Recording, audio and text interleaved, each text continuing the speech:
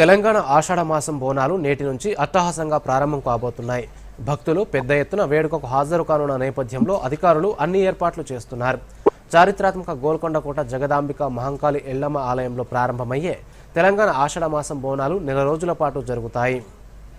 పూజల ప్రారంభోత్సవంలో భాగంగా మొదటి రోజు లంగరౌజ్ చౌరస్తా నుంచి అమ్మవారి తొట్టెల ఊరేగింపు నిర్వహిస్తారు. చోటా బజార్లోని ఆలయం పూజారి ఇంటి నుంచి అమ్మవారి విగ్రహం, ఘట్టం ఊరేగింపు, బంజారా దర్వాజా నుంచి మొదటి బోనం ఊరేగింపు నిర్వహిస్తారు. ఈ సందర్భంగా గోల్కొండ కోట వద్ద నీటి ట్యాంకర్లు, క్యూలైన్ల కోసం తాత్కాలిక బారికేడ్ల నిర్మాణాలు చేపట్టారు. ఆలయానికి వెళ్లే దారిలో రోడ్లకు మరమ్మతులు చేశారు. అయితే బోనాల సందర్భంగా ముఖ్యమంత్రి రేవంత్ రెడ్డి రాష్ట్ర ప్రజలకు శుభాకాంక్షలు తెలిపారు. ఆషాఢ మాసం బోనాల ఉత్సవాలతో రాష్ట్రంలో పండుగ వాతావరణం మొదలవుతుందన్నారు. తెలంగాణ సంస్కృతి సంప్రదాయాలకు ప్రతీకగా నిలిచే బోనాల పండుగను ప్రతి ఒక్కరూ భక్తి శ్రద్ధలతో జరుపుకోవాలని ఆకాంక్షించారు. భక్తుల సదుపాయాల కోసం రాష్ట్ర ప్రభుత్వం 20 కోట్ల రూపాయల నిధులు విడుదల చేస్తుందన్నారు.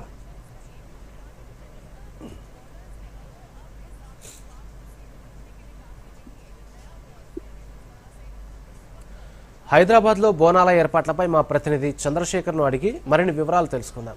చెప్పండి చంద్రశేఖర్, హైదరాబాద్లో బోనాల ఏర్పాట్లు ఎలా జరుగుతున్నాయి?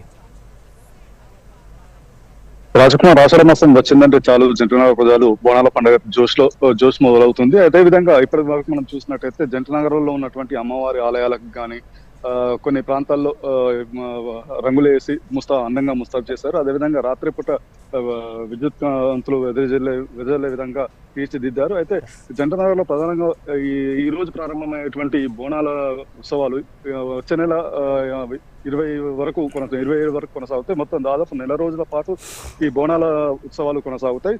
ఈ జూలై 13న సికింద్రాబాద్ శ్రీ ఉజ్జయిని మహంకాళి టెంపుల్ జరిగే బోనాల వేడుకలో జంటనగర్లకే తలమానికంగా మనం చెప్పుకోవచ్చు. అదేవిధంగా జూలై 20న పాతబస్తీ సింహవాహిని అమ్మవారి లాల్ దర్వాజాలో ఉన్నటువంటి సింహవాహిని అమ్మవారి ఆలయంలో కూడా బోనాలు జరుగుతాయి. రాజ్ కుమార్, చంద్రశేఖర్, తొలి బోనం ఎక్కడ సమర్పించనున్నారు? దీనికి సంబంధించిన ఏర్పాట్లు ఎక్కడి వరకు వచ్చినాయి?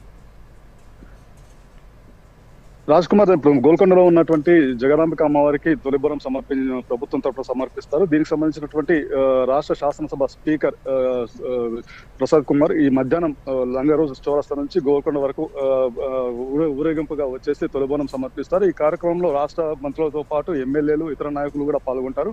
అయితే ఇప్పటికే గోల్కొండ ప్రాంతంలో సర్వాంగ సుందరంగా తీర్చిదిద్దారు. అమ్మవారికి సంబంధించినటువంటి మెట్లన్నిటికీ కూడా నిన్నటి నుంచే భక్తులు పూజలు ప్రారంభించారు. ఈ ఉదయం నుంచే భక్తులు బోనాలు సమర్పిస్తున్నారు. అదేవిధంగా ఇక్కడ కనుక మనం చూసినట్లయితే భక్తులకు ఎలాంటి ఇబ్బందులు కలగకుండా అధికారులు అన్ని రకాల ఏర్పాట్లు చేశారు. రాజ్ కుమార్, చంద్రశేఖర్, బోనాల నేపథ్యంలో భద్రతకు, ట్రాఫిక్ కు సంబంధించి పోలీసు విభాగం, ట్రాఫిక్ విభాగం తీసుకుంటున్న చర్యలు ఏమిటి?